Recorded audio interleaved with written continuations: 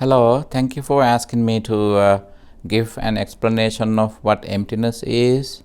In Whenever it comes to this idea of emptiness in Buddhism, even some Buddhists get confused because the term emptiness has a negative connotation. For example, especially here in the West, when you say your life is empty, it does mean that it has a negative connotation.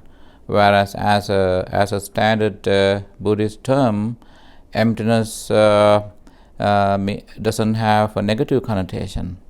It means it explains the nature of the nature of the mind of an enlightened person. So, and then there's another question being asked regarding emptiness. If everything is empty, what is karma? Do we really exist?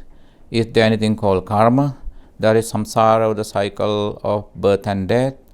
If everything is empty, how could the world exist? How could I exist? How could I call things mine? So, and those questions are actually very fair. I would like to say emptiness is not what most people think. Now, let's take an example. Let's take a cup of coffee, and then I like coffee. Probably you like coffee, and then when it comes to coffee, it is something that we drink. And we feel it. It gratifies, it satisfies our palate, our tongue, and then some are addicted to coffee. And then when we look at the cup of coffee in light of emptiness, does coffee exist or it does not exist? So that's the question. So emptiness is all about the absence of an attributed value. I think it's not clear yet. So let me put it this way.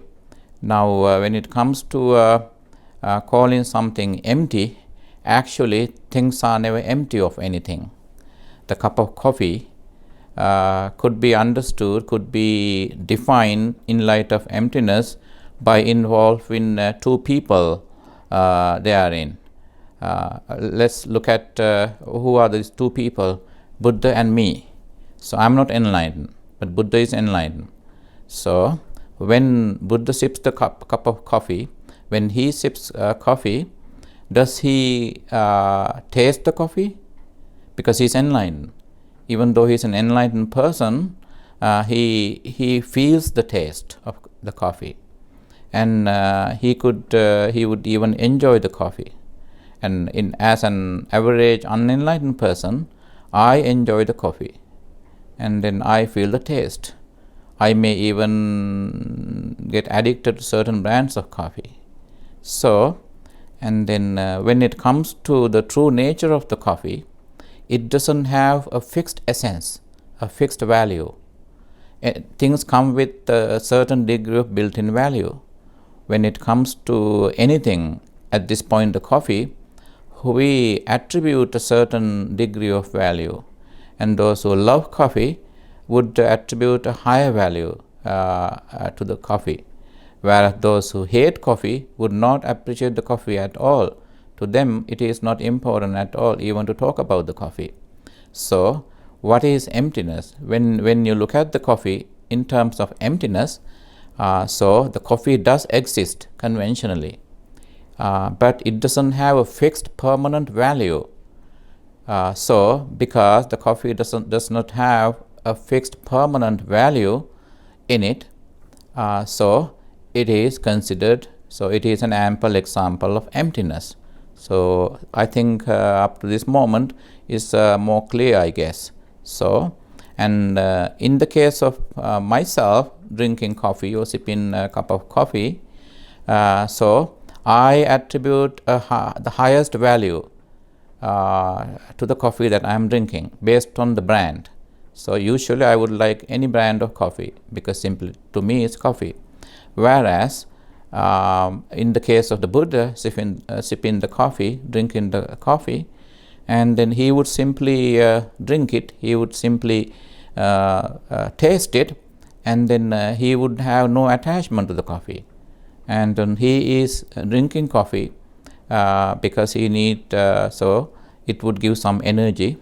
It could help him quench his thirst, whereas in my case, I compare the brand that I am drinking with any other brand that I have so far experienced, so far tasted, and then so that most of the time, halfway through sipping the coffee, I may even complain against the coffee that I am drinking. So my way of perceiving the coffee, looking at the coffee, is relative.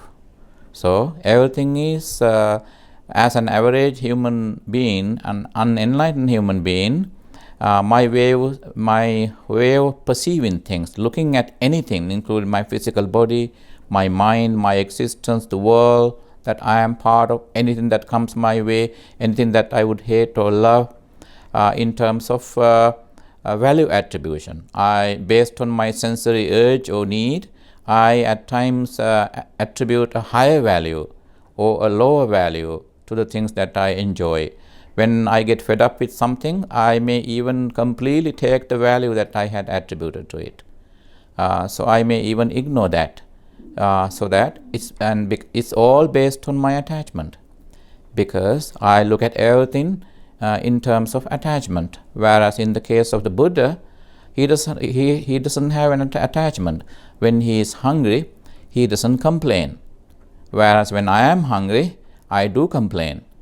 And then so when I am eating my meal, I may still complain against the food that I am eating.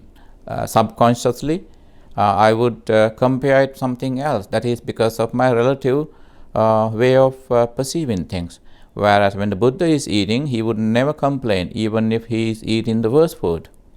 So emptiness again means emptiness does not mean that everything is actually empty.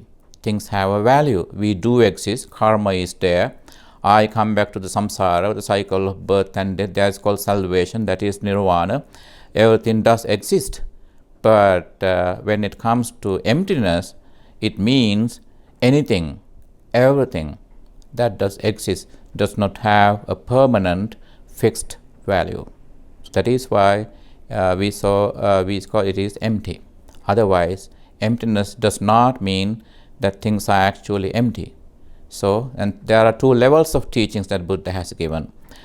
Teachings of the absolute truth and the teachings of conventional truth. According to the conventional truth, everything does exist. According to the teaching of absolute truth, nothing does exist. Meaning, at that point, nothing does exist means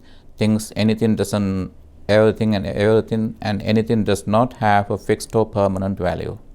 The value is based on how we look at it, how we appreciate or depreciate it.